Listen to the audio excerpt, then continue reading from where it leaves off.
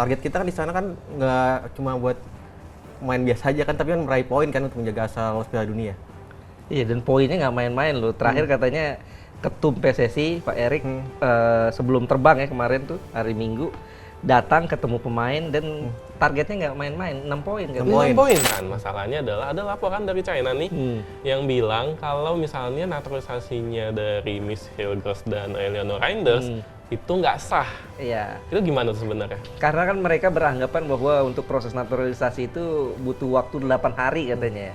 Dan ternyata PSSI bisa kebut itu setelah proses sumpah itu kurang lebih 3 hari ya. 3 hari selesai proses perpindahan federasi. Ini yang itu adalah pelatih Jepang, Hajime Moriyasu. Dia bilang yang akan lolos ke Piala Dunia menemani Jepang adalah Indonesia.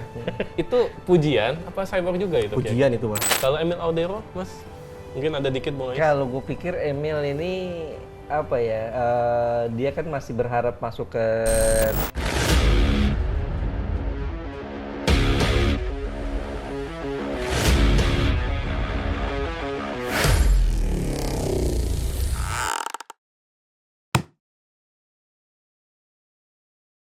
12 tahun lalu, timnas Indonesia dibantai 0-10 oleh Bahrain.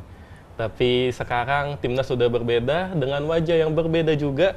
Akankah hasil itu terulang atau kita bisa balas dendam? Kita temukan jawabannya di podcast Ruang Ganti. Dan di sini kita sudah kedatangan 2 tamu spesial. Ada jurnalis senior Abdul Haris. Siap. Apa kabar, Bung? Alhamdulillah baik. Ini dengan petua-petuahnya, prediksi-prediksinya kita tunggu ya. Menghadapi Bahrain ini bisa nggak ya balas dendam atau enggak? Tapi tahan dulu. Karena ada satu lagi narsum kita, jurnalis lapangan, orang dalam, tahu seluk-beluk PSSI ya. Nah, ada lebih tahu dia. Lebih tahu dia kayaknya ya. Ada Andri Bagus Saiful, apa kabar Bung Andri? Aman ya? Aman. Gimana kabar timnas? Aman ya? Aman. Katanya jet lag katanya. Ya mungkin karena perjalanan ya, waktu mepet ya. Ya mungkin nggak jadi nggak masalah lah, untuk timnas sudah terbiasa. Ya, dan pastinya STY sudah memanggil 27 pemain ya untuk menghadapi China dan Bahrain. Pertanyaannya Bung Ais, itu udah kekuatan terbaik kita nggak sih? Iya, kalau gue lihat memang udah kekuatan terbaik ya. Memang tidak ada Ramadan Sananta, tapi memang kalau kita nilai Ramadan Sananta dia bagus saat bersama coach Indra Syafri, tapi memang kurang cocok ya bersama coach Sintayong karena tipikal Ramadan Sananta kan seorang striker murni, sementara coach Sintayong biasanya cenderung cari striker penjelajah yang mobile. Cari bola mobile. Ini bikin Ramadan Sananta nggak masuk. Ada Malik Rizaldi gantinya, dan tidak ada Justin Hapner, tapi ada Max Hilgers, ada Eleanor Reinders, ada pemain-pemain lain. Artinya gue pikir ini ya kekuatan yang kita punya memang segini ya. Ini yang the bestnya lah. Udah the best ya? Udah the best. Kira-kira ini udah yang terbaiknya terbaik ya? Betul. Setuju nggak nih? Setuju. Andri? Mungkin dengan 27 pemain ini jadi kayak eksperimen baru untuk Sintayong ya. Karena kan ada dua pemain baru ya, Mes dan Eliano ya. Di situ kita bisa melihat nih bagaimana Sintayong meracik strategi timnas dengan tambahan 2 pemain itu ya. Apakah lebih baik dari laga sebelumnya? Apakah malah kurang klop nih karena baru bergabung juga ya. Chemistry-nya ya. Dan pastinya 2 pemain yang ditunggu-tunggu oleh netizen juga, Sobat Ainis dan Horizoners, adalah Miss Hilgers dan Eleanor Reinders. Kira-kira keduanya bakal langsung debut nggak sih? Ada bocoran dikit mungkin, STY kasih tipis-tipis. Ya biasanya Sintayong tuh melihat Hamin 1 latihan ya, ketika mereka bugar ya mungkin proyeksinya diturunkan untuk debut ya. Karena untuk memberikan kejutan kepada Bahrain kan target kita kan di sana kan nggak cuma buat main biasa aja kan, tapi kan meraih poin kan untuk menjaga asal lolos Piala Dunia. Iya, dan poinnya nggak main-main loh. Terakhir katanya Ketum PSSI Pak Erik sebelum terbang ya kemarin tuh hari Minggu datang ketemu pemain dan targetnya nggak main-main, 6 poin kan. 6 poin menang. Iya, 6 poin. Sebelumnya kan 4 poin. Mungkin direvisi nih. Jadi 6. Jadi menang-menang. Iya. Oke, tunggu, tahan dulu nih. Jadi 6 poin nih dari target PSSI tercapai atau enggak nih. Tapi masalahnya ya, Justin Hapner itu kan absen ya. Yeah. Artinya ada sedikit lubang di lini pertahanan di mana kita akan kehilangan bek tengah kaki kiri. Yeah. Seberapa pengaruh? Apa jadi Nggak masalah ngaruh nih? lah, nggak ngaruh. Gue pikir nggak ngaruh karena kita kehilangan Justin Hapner, kita masih punya Nathan kaki kiri. Iya. Dan sekarang kan nggak ada pengaruh tuh kaki kanan kaki kiri karena pemain modern zaman sekarang harus bisa kaki kanan kaki kiri. Jangankan mereka, Andri aja bisa ke kanan kiri main. Bisa ya, kanan kiri ya kalau main di PSSI. Dan juga selain Nathan juga ada Max Hilgers yang baru. Jordi juga balik. Masih ada Jay Ijes, masih ada Rizky Ridho. Artinya pemain belakang kita masih lebih dari cukup untuk menutupi kekurangan dari Justin Hubner. Kehilangan Justin Hubner. Jadi nggak masalah ya, Nggak mau masalah. back tengah kaki kanan main di Nggak sebelah kiri masalah. juga it's okay ya. It's okay. Langsung aja di starting line up nih, Andri. Kira-kira menurut lu lawan Bahrain dan China starting line up-nya Sintayong tuh seperti apa kira-kira? Ya kiper tetap Martin Paes. Kiper Martin Paes, oke. Tapi udah bugar belum tuh Ah iya, pertanyaannya? katanya Infonya kan cuma cedera ringan ya. Update terbaru kata Sumarji ya udah baik-baik aja. Yang kemungkinan besar bisa turun ya kita harapkan kan. Udah latihan kemarin ya? Udah latihan. Udah latihan belum. di Dallas. Oh, di Dallas udah ya. latihan, Kalau di di Dallas. timnas sendiri kan Tapi baru hari ini datang ya. dia. Tapi dia nggak tanding kan match terakhir yang Dallas ini kan? Kemarin Kayaknya Nggak nggak main kan? Langsung berangkat soalnya Langsung ke Bahrain soalnya kan. Jadi Martin Paes tersedia ya. Sintayong sudah konfirmasi itu. Terus di backnya backnya kombinasi Rizky Ridho. main ya Rizky Ridho ya. Rizky Ridho main, Jay Ijes mungkin sama Mes. Miss Hughes. Oh berarti Iya. Miss Hughes taruh di yang sebelah kiri berarti. Oke, berarti di back sayapnya, di wing backnya, Wing-backnya Kelvin Verdong. Oven Verdong. Verdong terus tengahnya bisa Tom Haye Oke. sama Ivar Jenner. Ivar Jenner. Oke. Mungkin di sebelah kanannya bisa Sandy Walsh. Oh, Sandy Walsh. Oke, bentar ke Bung Ais nih. Ini menarik nih, ada netizen yang beranggapan dengan masuknya Jordi Amat, Nah. Jordi Amat bisa menjadi tandemnya dari Tom Haye. Nah Gimana? itu yang bikin Iya gue penasaran. Kalau gue sih sepakat sama Andri, tidak memasukkan Jordi di Oh. tiga belakang kita. Oh iya. Karena Jordi memang bagus lah. Secara pengalaman dia paling kaya dibanding pemain-pemain belakang lain. Dia pernah jaga Cristiano Ronaldo, pernah jaga Wayne Rooney, Lionel Messi. Foto-fotonya banyak ya. Foto-fotonya banyak. Tapi dari segi usia dia sudah habis lah. Karena juga belakangan kan dalam 2 tahun terakhir dia main di Malaysia. Ini bikin kondisi kebugarannya, kemudian juga competitiveness-nya ini hilang. Berkurang lah, bukan hilang. Ini yang bisa membuat dia, kita bisa lihat Jordi saat lawan Irak aja kemarin tuh terakhir ya, dia ketinggalan beberapa kali dan akhirnya saat ketinggalan dia harus ngambil cara-cara yang bisa dikira membuat dia sendiri frustrasi, tarik baju apa, akhirnya kartu merah. Gue pikir STY tinggal mempertimbangkan berani nggak dia cadangin Jordi gitu. Gue lebih sepakat kalau di belakang itu Jay Ijes, Hilgers, Max Hilgers, Rizky Ridho atau bahkan Nathan dimainin di belakang. Oh, Nathan. Oke. Iya, Nathan Chowan. Atau paling enggak bisa jadi Verdong yang dimainin di belakang lagi untuk mengantisipasi kecepatan pemain-pemain Bahrain. Kan Verdong sempat dimainkan di posisi itu saat menghadapi Arab Saudi ya, dan Verdong Australia main dengan juga. sangat baik. Enggak, lawan Australia Verdong main di bek kiri. Oh, lebih di di kiri. bek kiri. Tapi dia menang 2 sama Harry Sotar ya dia. Ya ini yang gue pikir harus pintar ya Sintayong ya. Ini yang karena yang dipertaruhkan ada nama dia ya. Trennya udah bagus, 0-0 lawan Australia, kemudian 1-1 lawan Arab Saudi, sekarang lawan Bahrain. Bahrain ini nggak bisa kita anggap remeh loh. Mereka menang di Australia kan 1-0, artinya walaupun mereka terakhir kalah 0-5 di kandang diri lawan Jepang, tetap saja ranking mereka lebih tinggi. Pemain mereka juga bisa dikatakan pengalaman internasionalnya secara chemistry lebih bagus dari Indonesia. Berarti Bung Ais lebih setuju Jordi Amat kalau mau dimainin taruh di tengah berarti? Kalau gue lebih baik dicadangin. Lebih Dicadangin. ya tetap ya. Iya, dicadangin. Atau kalau memang harus main ya di tengah aja gitu. Benar. Istilahnya meminimalisasi potensi bahaya kalau Jordi Amat ketinggalan. Karena di belakang bahaya itu. Sering blunder. Iya, blunder yang luar biasa lawan Irak kemarin di GBK kita aduh sepaneng kalau pas dia pegang bola tuh sepaneng. Pusing liatnya ya. Atau saat diajak lari pemain lawan tuh pusing lihat. Dan Bahrain sama China cepat-cepat ya. Cepet-cepet, Tipikal pemainnya betul, bahaya banget. Beda sama Australia. Australia kan lebih ke fisikal kan. Mending kalau mau dimainin taruh di tengah aja. Mungkin netizen mau lihat naro Jordi Amat di tengah kan umpan-umpan Joris Nah, kan itu. akurat ya, mungkin Iya. jadi opsi, mungkin nanti bisa jadi opsi di Sintayong di babak kedua ketika lini tengah kita udah lelah ya, udah keteteran, bisa Opsi, jadi opsi Jordi masuk di babak kedua di posisi tengah, karena kan umpan-umpannya cukup akurat ya. Tapi yang main lebih dulu harus Ivar Jenner dulu ya. Ivar Jenner sama kemungkinan Tom ya. Haye. Di yang 3 depannya nih menarik nih, Bung Ais nih. Iya, sorry, gue kalau di tengah kemungkinan besar ini ya, Nathan bisa Nathan. jadi dimainin Lebih tuh, ke karena Nathan berarti. di 2 terakhir pertandingan itu Sintayong lebih memainkan Tom Haye Nathan atau Nathan Ivar.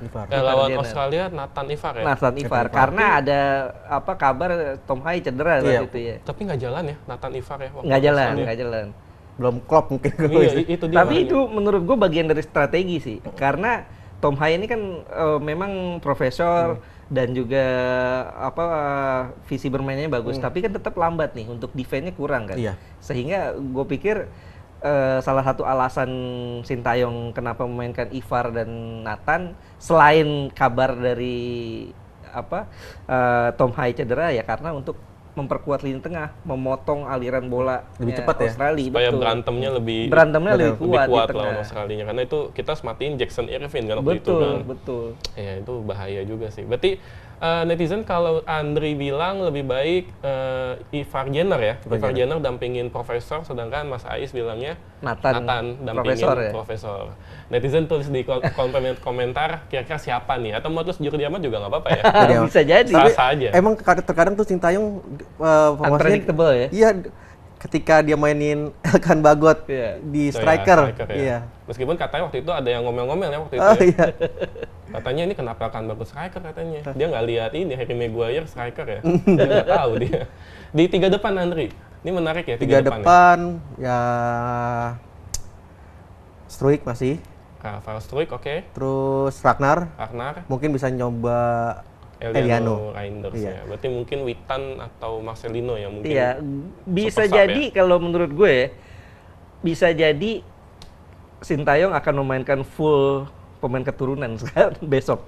Full pemain diaspora berarti. Iya. Bisa jadi, ya karena ya kalau kemungkinan yang paling mungkin untuk bisa bertahan Rizky Ridho di belakang. Kapten, iya kan? Iya, ya kapten kan Jai Ijes ya. Iya. Jai Ijes, Rizky Ridho, Mes Hilgers, atau kalau seandainya Rizky Ridho ternyata harus duduk di bangku cadangan, berarti full pemain keturunan. full diaspora. Diaspora ya. Betul. Karena di depan kan Eliano, kemudian Ragnar, Rafael Struijk, bisa jadi 3 itu yang akan dicoba tuh. Sebenarnya banyak orang udah tahu lah ya Miss Hilgers itu seperti apa karena nonton waktu dia lawan MU ya. Ya. Dia meskipun habis itu dia sempat di tackle keras segala macam tapi dia masih oke. Nah pertanyaannya Eliano Reinders tuh sebagus apa sih sebenarnya? Dia bisa memberikan dimensi apa untuk lini serang kita? Dia seorang attacking midfielder. Oke. Dan dia ini pemain serba bisa ya, dia bisa sebagai pemain sayap, attacking midfielder posisi aslinya, dan dia juga bisa dimainkan sebagai false nine, sebagai second striker lah bisa dikatakan demikian. Kalau seandainya SDY kurang puas dengan performa Rafael Struijk selama ini, bukan tidak mungkin yang dimainkan di posisi itu Eliano Reinders. Oh, oke. Sementara di kanan bisa jadi Witan ya, tetap Witan juga atau menarik ya. Marcelino. Ini Menarik ya ya. kotak-katik unpredictable-nya STY ya, bisa jadi demikian sih. Jadi Anda cukup istimewa ya buat timnas kita kan. Jadi STI punya opsi banyak ketika dia bergabung. Istimewanya karena naturalisasi cepat apa gimana? Ya mungkin bisa main beberapa posisi. Posisi, oke. Nggak boleh mainin polisi Posisi lah. ya. Jadi ada polisi? Enggak. Jadi itu ya kurang lebih 3 depannya ini bakal, kalau menurut bayangan gue kayaknya bakal fluid banget ya. Iya. Bakal ada permutasinya kayaknya. Bisa jadi. Iya kan? Iya, karena kalau gue lihat STY ini hampir tidak pernah memainkan striker murni sejak dia ditunjuk pegang tim dari 2020 ya, diperkenalkan Desember 2019. Sejak itu sampai sekarang nggak pernah dia mainin striker murni. Hampir nggak pernah lah bisa dikatakan. Ya paling kalau mentok ya saat Rafael Struijk nggak tampil, Ramadan Sananta ya di U23 ya. Real number 9 ya. Real number 9. Tapi sepanjang itu hampir nggak pernah loh. Tapi ya Dimas Derajat pun juga jadinya mainnya jadi kemana-mana ya. Betul. Jadi modal Karena banget memang ya. Dimas Derajat kan memang dia bisa kalau di Persikabo dulu ya berapa kali kan sering mainin di posisi sayap gitu. Dan itu cukup berhasil ya di Mas Cukup Derajat berhasil. ya. Dan ini jadi masalah adalah ada banyak kendala dan masalah ketika kita ingin menghadapi Bahrain dan China. Andri, sebagai yang di lapangan, kira-kira ada bocoran apa nggak, kendala apa yang dihadapi timnas saat ini? Mungkin kendala ya dari persiapan ya, dari timnas kita sendiri kan berkumpul di Jakarta, jadi nggak persiapan di Jakarta tapi persiapannya di Arab. Di Bahrain. Di Bahrain sendiri nggak langsung satu tim kumpul karena ada beberapa pemain tuh yang menyusul. Mungkin itu jadi kendala dari Sintayong menyiapkan tim ya.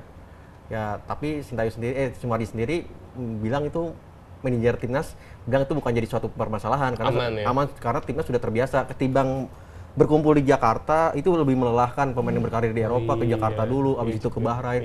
Lebih efektif ya ketika mereka kumpul di Bahrain. Langsung ya. Semuanya kumpul di sana langsung ya. Tapi ada jet lag nggak sih? Katanya terakhir ada jet lag ya katanya terakhir ya. Ya kalau jet lag sih pasti ya, tapi karena ini jeda waktunya lumayan panjang. Yang jadi permasalahan kan Martin Paes ini datang terlambat katanya. Dan belum ada kabar kapan dia bakal datang kan. Ini jadi masalah kalau sekarang ini datangnya mepet hari Kamis. Ini bisa dipertanyakan apakah kondisi Martin Paes ini fit betul atau masih jet lag. Ini yang harus diwaspadai oleh Sintayong. Ya bukan nggak mungkin ya tiba-tiba kalau Martin Paes jet lag ya Hernando Ari bisa jadi dimainin. Ya Hernando Ari juga bukan kiper jelek juga. Betul, kiper bagus. Kita bisa berharap banyak juga dengan Hernando Ari. Tapi juga masalah lain adalah cuaca ya. Katanya di Bahrain ini panas banget ya katanya. Ya tadi gue baru aja lihat itu ya BMKG-nya Google ya. Ya cuacanya tuh per hari ini tuh kalau siang sekitar 36-an lah. 36-an, kalau sore sini ya. Iya, hampir kurang lebih sama lah. Beda-beda, lebih panas dikit. Kalau malam itu sekitar 29-an, 28 gitu. Dan kemarin kan latihan hari Minggu coach Sintayong bilang bahwa cuacanya aman-aman aja, nggak masalah karena mereka tuh latihan menyesuaikan kondisi kick off. Kick off jam 7 waktu sana, jam 11 waktu kita ya. Dan mereka latihan tuh jam 6, jadi beda-beda tipis kan. Dan Sintayong bilang ya sejuk sih gitu kalau malam ya, nggak terlalu panas. Ya mudah-mudahan sih nggak masalah ya. Iya. Nggak masalah karena beda-beda dikit lah dengan Arab kemarin, beda-beda dikit dengan Indonesia. Jangan sampai nanti kita lihat Tom Hai di menit 60 udah kayak KDB, mukanya udah merah. Kasihan juga. Tapi pas di Arab sendiri pemain kita cukup oke sih, biar panas Mas ya. Iya, yang gue lihat capek banget. Iya capek banget. Arab juga emang tensinya kan tinggi banget. Tinggi sih. Asal kita jangan main siang aja. Waktu lawan Irak kan tuh niat hatinya mau bikin Irak kepanasan, justru kita sendiri yang kepanasan. Iya benar. Dua-duanya capek dua-duanya. Bukan, STI kayaknya lupa bahwa dari 11 pemain kita tuh 90%-nya pemain diaspora. Di Eropa mainnya. Di Eropa mainnya. Iya juga ya. Jadi bumerang. Betul. Selain masalah cuaca, juga masalahnya adalah kita terbang ke Bahrain, habis itu terbang ke China. Di mana China-nya ini bukan Beijing, bukan Shanghai juga, bukan Guangzhou, tapi Qingdao. Katanya Erick Thohir sih solusinya adalah pesawat charter ya. Gimana menurut Andri? Apakah itu cukup membantukah untuk pemain timnas? Yang cukup membantu kan kabarnya kan dari Jakarta terbang ke Doha ya, Doha Qatar. Itu komersil masih di Qatar sendiri baru charter ke Bahrain. Nanti selepas dari Bahrain tuh pas laga langsung menuju ke Cina. Biar bisa pemulihan di sana. Oh, jadi lebih cepat ya? Lebih cepat ya. Jadi bisa jadi pas habis main hari itu juga ya? Ya, hari itu juga terbang. Oh, langsung ya? Karena kan PSSI kan menyiapkan pesawat charter kan bukan alas kemewahan ya, tapi yang kebutuhan. Ya, itu ya harus dicatat ya, bukan kemewahan ya. Bukan kemewahan, tapi yang kebutuhan. Ya kita pengen timnasnya tampil bagus, ya harus disiapin fasilitas yang mendukung lah. Karena memang waktunya mepet banget ya. Tanggal 10 kita lawan Bahrain, 15 langsung ketemu China ya. Berapa jam perjalanannya kalau dari Bahrain ke China deh kalau nggak deh? Bahrain ke China? Iya. Cukup lama ya. 6 jam ya kurang lebih ya. Ya cukup lama lah ya. Dan ini bisa menguras energi ya, karena Kalau ke Beijing mungkin lebih deket. Ya kita di kota kecilnya lagi Mas ya. Kalau nggak salah tuh dari Beijing ke stadionnya itu ke kotanya itu sekitar 6 jam perjalanan darat tuh. Perjalanan darat 6 jam ya? Coba.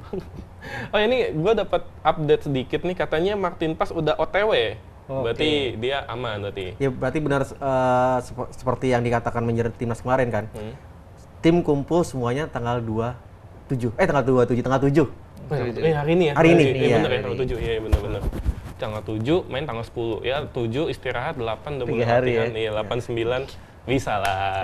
Kalau kiper bisa lah, kan nggak terlalu seperti 10 pemain lainnya kan. Iya, Tapi dan memang Martin ini Paes- tuntutan timnas zaman sekarang ya.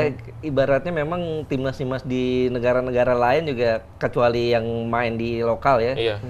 Kayak di Eropa ya mereka nggak bisa menuntut TC jangka panjang kan. Bener Mas. Mereka tim klubnya selesai main baru gabung. Paling ya latihannya ya Sehari, 3-4 dua hari. hari. Iya. Iya. Ya ini memang tuntutannya seperti itu sekarang. Karena gini Mas, biasanya kita kalau jeda internasional ini kita biasanya sibuk cari lawan tanding buat uji coba. Lawannya Timor Leste atau Bangladesh, kan beda. Kita ada jadwalnya sendiri nih. Iya, Kan? betul. Makanya kita harus beradaptasi ya sebenarnya. Betul, harus beradaptasi lah. Karena kan PSSI yang bisa diatur PSSI ya kompetisi lokal Mas ya. Betul. Yang katanya libur lebih dulu ketimbang jeda internasional. Iya, Jadi pemain yang berkarir di Liga 1 kan bisa kumpul lebih dulu kan. Ketimbang pemain di liga lain nih Mas, kita ngatur liga-liga lain ya nggak bisa kan pasti kan. Nggak bisa. Di Amerika ada operatornya, di Di misalnya Belanda juga beda lagi gitu ya. kan pasti kan udah jadi jadwalnya. Ya, tapi kan yang paling penting mereka terjaga kondisinya di Iya. klubnya masing-masing, secara fisiknya, sentuhan bolanya. Yang repot kan kalau seandainya di klubnya ini mereka fisiknya, makannya, apanya tidak terjaga. Iya, Ini sehingga pas saat gabung ke timnas juga jadi berantakan. Diharapkan kondisinya terjaga. Ya. Dan targetnya 6 poin. Langsung aja deh prediksinya. Bung Ais deh gimana? Lawan Bahrain dan lawan China. Kalau 6 poin gue agak khawatir nggak tercapai. Oke. Paling masuk akal 4 sih. Menangnya di mana kira-kira? Menangnya gue mudah-mudahan di Cina ya. Oh di China menang Di ya? China menang. Karena dianggap tim terlemah ya dianggapnya. Ya? Ya bukan karena tim terlemah ya. Secara ranking memang di antara, kecuali Indonesia ya yang 129, di antara 5 kontestan lainnya memang Cina ini paling rendah kan, 91. Bahrain 76. Ya kalau Jepang udahlah nggak usah dipikirin lah. Ikhlasin aja kalau Ikhlasin aja, ya. ikhlasin aja. Ya jadi gue pikir paling masuk akal kita ambil di Cina, dan Cina juga dalam kondisi yang nggak bagus sekarang, nggak baik-baik aja. Apalagi China pemain yang Mulai nggak datang iya ya. terkenal ya. Ya. Dia pernah di Espanyol segala macam tapi dia nggak dipanggil. Terus juga ada banyak ya, Alan juga nggak dipanggil kan. Iya, tapi masih ada Ali Madan ya. Nah, itu Bahrain tapi kan. Ya, Itu di Bahrain. Maksudnya Bahrain. di China maksud gue ada Brahim apa ini Ya, pemain pemain muda Uighur ya, pemain muda Uighur, dan dia punya kecepatan, ini striker yang bahaya juga. Ada Al Jaber juga ya. Sehingga kalau gue bilang harus hati-hati juga, jangan terlalu nganggep remeh. Bahrain dan China ya. Bahrain dan China. Tapi kemungkinan menurut Bung Ais China bisa ya kemungkinannya. China mudah-mudahan bisa ya, mudah-mudahan bisa kalau seandainya kita punya mental dan bisa manfaatin setiap peluang ya. Yang jadi masalah kan pemain-pemain kita ini kadang-kadang nggak bisa manfaatin peluang ya. Lawan Arab dan lawan Australia kan kita punya peluang banyak tuh sebetulnya. Australia peluang yang menit awal itu ya. Menit awal itu. Andri gimana? Apakah 6 poin yakin atau udahlah ngikut Mas Ais aja deh gitu? Sepakat sama saya sih. Karena kan Bahrain kan yang tuan rumah kan. Kemarin pun dia menang 1-0 sama Australia kan. Iya. Gol Apalagi itu dirinya Harry Sotar ya. Itu kan di kandang Australia juga kan. Jadi kita lihat Bahrain sendiri dia juga percaya diri lawan kita karena kan punya catatan bagus yang menang 10-0 ya. 10-0. Tapi kita juga pernah mengalahkan Bahrain Iya, 2-1 di Jakarta 2-1, tapi kan sekarang kan Asia 2007. 10-0 itu kan 2007. di publik sepak bola Bahrain kan lagi dibahas terus nih, dibahas terus. Tapi sekarang ya, netizen Bahrain masih ngebahas ya? Masih ngebahas. Karena pertemuan terakhir itu. Iya, ya, 10-0 Pertemuan itu. terakhir Indonesia Bahrain itu ya kekalahan 10-0 itu. Tapi kan beda ya, waktu itu kita dualisme. Dualisme. Iya. Kita nggak bisa manggil pemain-pemain terbaik saat itu. Pelatihnya juga pelatih sementara, Coach Aji Santoso. Caretaker ya? Caretaker. Pemain-pemainnya Ferdinand Sinaga tuh, yang main di IPL saat itu, yang di Iya, Indonesian Premier League. Ya, bukan English Premier League, Ya, bukan Liga ya. Primer Indonesia lah, Iya, ya, Premier LPI itu. Ya, yang main-main di sana. Sementara yang main di ISL saat itu kayak ada Christian Gonzalez, Boas.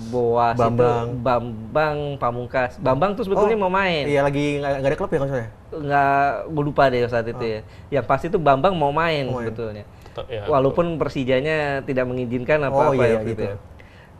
Itulah yang membuat kita nggak bisa bawa pemain-pemain terbaik kita. Persiapannya juga ya seadanya lah. Mepet. Sehingga ya skor 0-10 itu ya skor yang paling memalukan dan itu tercatat sebagai kekalahan terburuk sepanjang sejarah tim nasional Indonesia. Masalahnya juga di saat itu matchnya kita kehilangan pemain langsung kan. Kiper kita Syamsidah kartu merah langsung. Itu juga yang jadi berpengaruh. Ya di match itu kalau nggak salah ada rumor kan Bahrain butuh kemenangan 0-9 Mas ya, agar lolos ke babak selanjutnya kan. Jadi maksudnya ada match fixing? Enggak.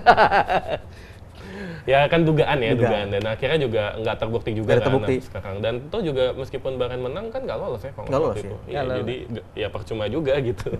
Tapi kayaknya Bahrain mungkin seri ya kemungkinan ya. Agak sulit ya. Ya Bahrain. seri mungkin skor yang adil ya. Menurut saya dengan hasil seri juga akan menambah motivasi timnas sendiri untuk melawan Cina.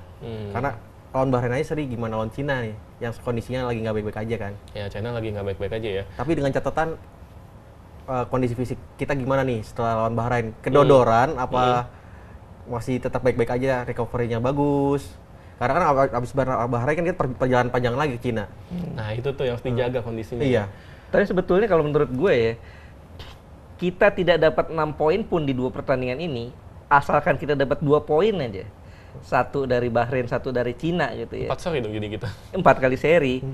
Tapi yang penting kita saat main di kandang lawan Bahrain, lawan Cina menang, kita bakal dapat 10 poin nanti. Dan dengan 10 poin, hitung-hitungan gue ya palingnya kita bisa finish peringkat 4 tuh. Enough ya? Enough 10 poin. lah. Harusnya. Asalkan kita mudah-mudahan bisa nyolong-nyolong juga saat jamu Arab Saudi di sini. Jamu Jepang. Jamu Jepang ya udahlah, nggak usah dipikirin. Walaupun ya bola itu bulat ya, kita berharap saat lawan Jepang kita udah punya striker. Ada tambahan pemain lagi. Ada tambahan pemain ya. Kabarnya kan bakal ada diproses ya? lagi kabarnya. Kabarnya. Tahan dulu ya. Kabarnya. Tahan dulu. Nggak kesana dulu. Gue mau ke ini dulu deh. Kan dibilang berarti luar narsum kita optimis China bisa dikalahkan. Masalahnya adalah ada laporan dari China nih yang bilang kalau misalnya naturalisasinya dari Miss Hilgers dan Eleanor Reinders itu nggak sah. Iya. Itu gimana tuh sebenarnya? Karena kan mereka beranggapan bahwa untuk proses naturalisasi itu butuh waktu 8 hari katanya ya. Dan ternyata PSSI bisa kebut itu setelah proses sumpah itu kurang lebih 3 hari ya. 3 hari selesai proses perpindahan federasi. Ini yang bikin publik China melemparkan Cywar. Gue pikir itu cuma Cywar lah. Hanya Cywar aja ya? Cywar. China kemungkinan, dan nggak ada statement dari Federasi Cina juga kan. Dan kalau mereka mengeluarkan statement itu malu lah. Iya. Malu lah, ini kan FIFA Pak.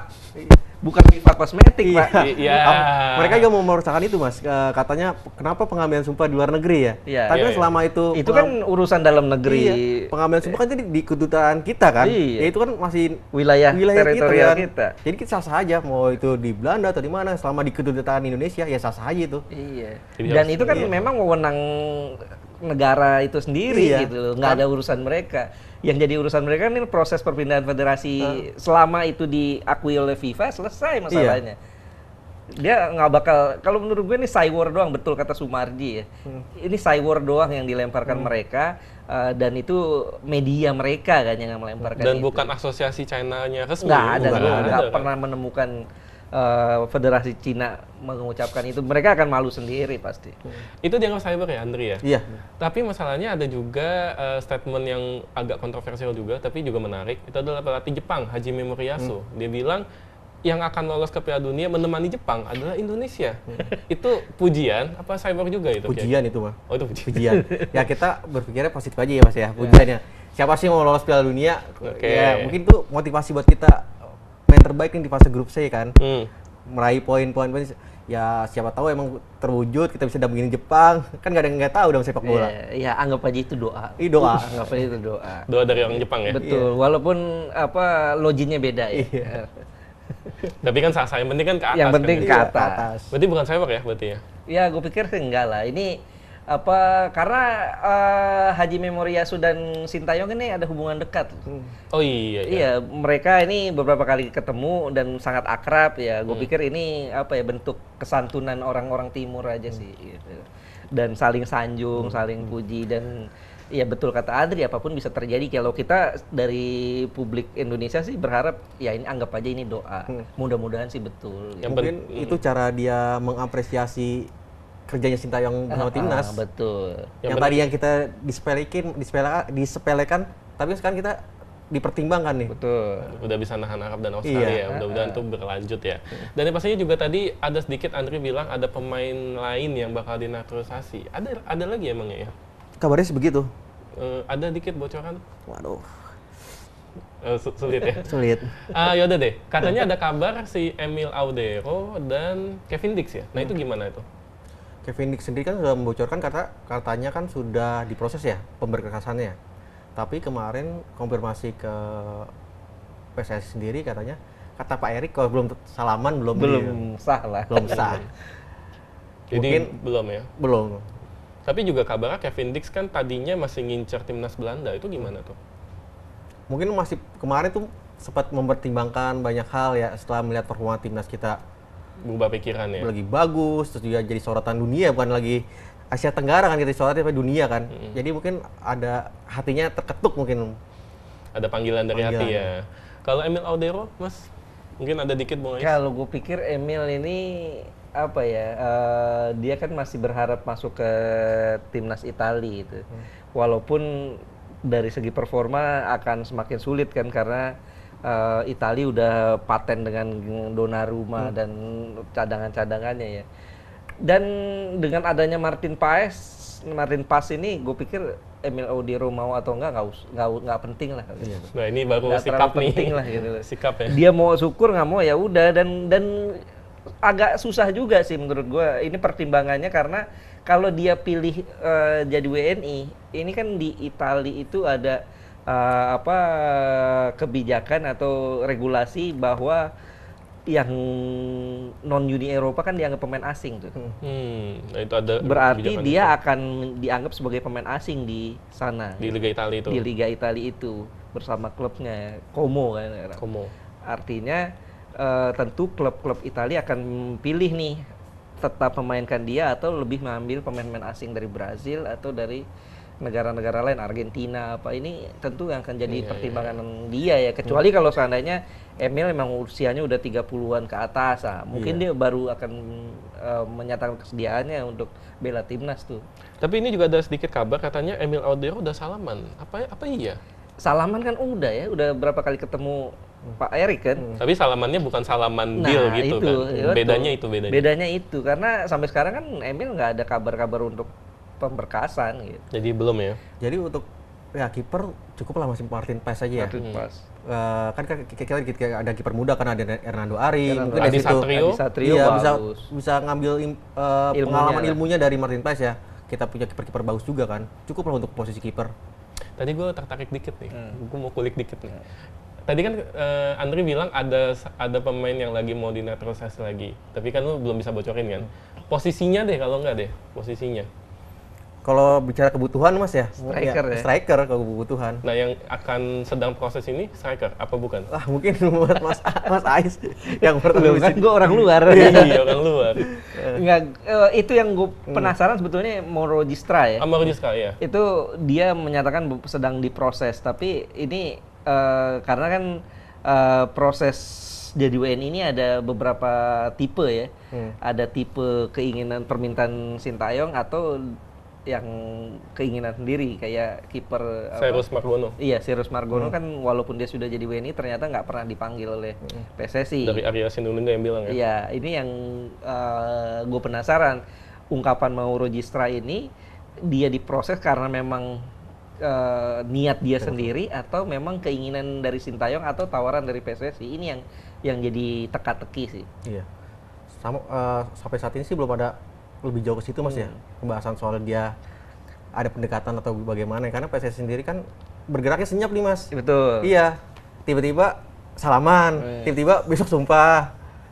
Iya, yang ini Reinders juga cepet banget ya. Cepet banget.